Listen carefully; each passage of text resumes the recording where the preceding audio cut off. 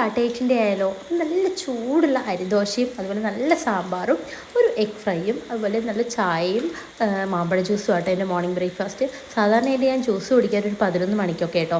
അപ്പോൾ ഏട്ടന് മാമ്പഴ ജ്യൂസ് വേണമെന്ന് പറഞ്ഞുകൊണ്ട് ഞാൻ അപ്പോൾ അടിച്ചതാണ്. അപ്പോൾ ഞാൻ വിശപ്പ് അപ്പം തന്നെ കഴിക്കാതെ അങ്ങനെ ഞാൻ അതൊക്കെ ആയിട്ട് എൻ്റെ മോർണിംഗ് ബ്രേക്ക്ഫാസ്റ്റ്.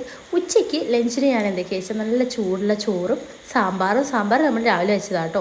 അതുപോലെ സോയാബീൻ കൊണ്ടുള്ളൊരു ഫ്രൈ ആക്കിയതും അതൊരു കണ്ണിമാങ്ങ അച്ചാറും ഇത് കൊടുക്ക കൂടിയിട്ടാണ് ഞാൻ ഉച്ചയ്ക്ക് കഴിച്ചത്.